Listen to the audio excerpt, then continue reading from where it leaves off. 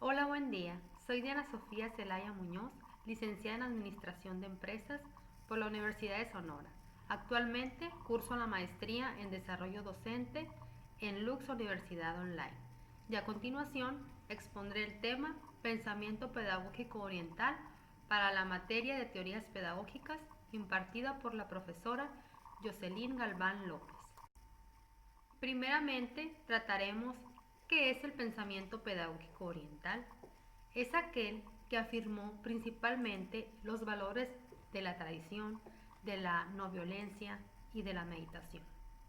Es aquel que se unió sobre todo a la religión, destacándose el taoísmo, el budismo, el hinduismo y el judaísmo. Ese pensamiento no desapareció totalmente, evolucionó, se transformó, pero aún conserva su actualidad y mantiene muchos valores. La práctica de la educación es muy anterior al pensamiento pedagógico. Este surge con la reflexión sobre la práctica de la educación como necesidad de sistematizarla y organizarla en función de determinados fines y objetivos. La educación primitiva era esencialmente práctica, marcada por los rituales de iniciación. Además, se fundamentaba en la visión animista que creía que todas las cosas, piedras, árboles, animales, poseían un alma semejante a la del hombre, espontánea, natural, no intencional.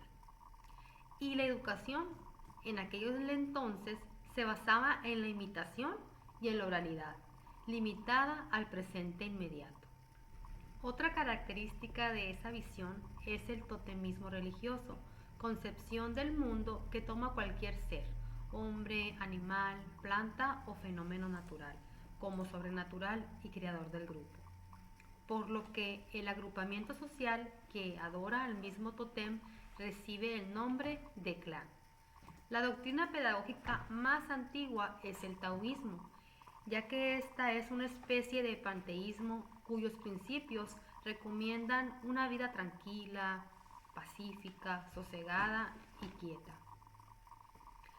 Por lo que basándose en el taoísmo, Confucio creó un sistema moral que exaltaba la tradición y el culto a los muertos.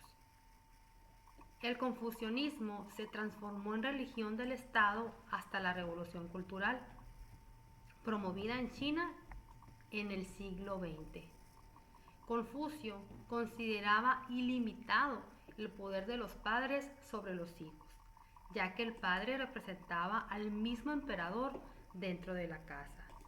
Este también creó un sistema de exámenes basado en la enseñanza dogmática y memorizada.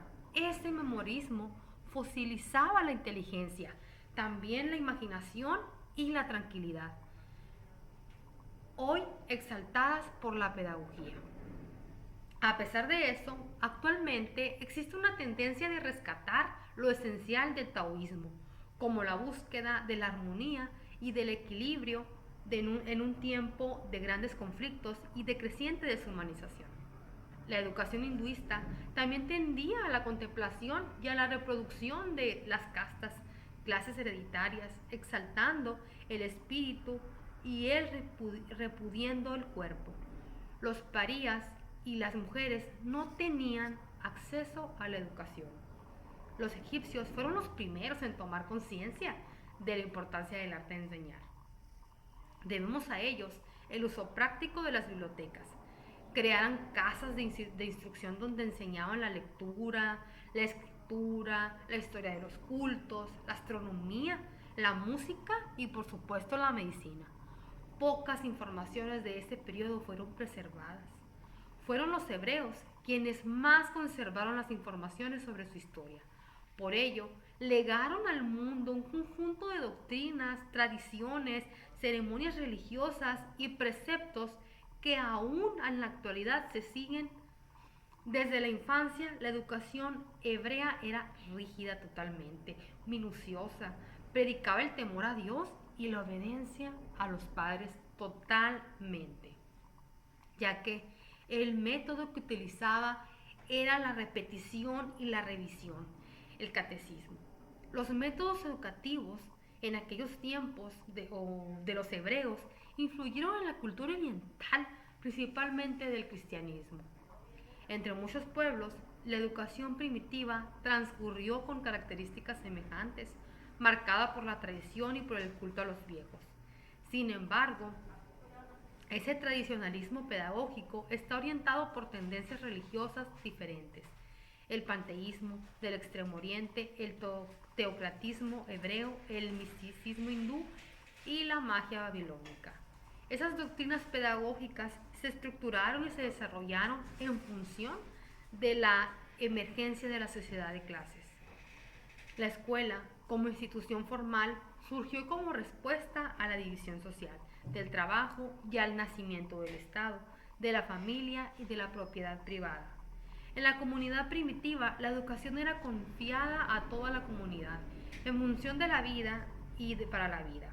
Para aprender a usar el arco, el niño cazaba. Para aprender a nadar, nadaba.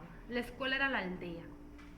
Con la división del trabajo, donde muchos trabajan y pocos se benefician del trabajo de muchos, aparecen las especialidades. Empleados, sacerdotes, médicos, magos, etc. La escuela ya no es la aldea y la vida. Funciona en un lugar especializado donde unos aprenden y otros enseñan. La educación sistemática surgió en el momento en que la educación primitiva fue perdiendo poco a poco su carácter unitario e integral entre lo que es la formación y la vida, la enseñanza y la comunidad. El saber de la comunidad es expropiado y presentado nuevamente a los excluidos del poder, bajo la forma de dogmas, prohibiciones y órdenes que era necesario que se memorizaran. Por lo que, en conclusión, a lo largo de la historia, el pensamiento pedagógico oriental expuesto tuvo gran importancia en su época, ya que fue novedoso y creativo y sumamente necesario conocer de este pensamiento para entender la pedagogía actual y así poder crear estrategias educativas innovadoras para lo que es el fortalecimiento de la educación. Muchas gracias por su atención y recuerda, cuando existen ganas, todo es posible.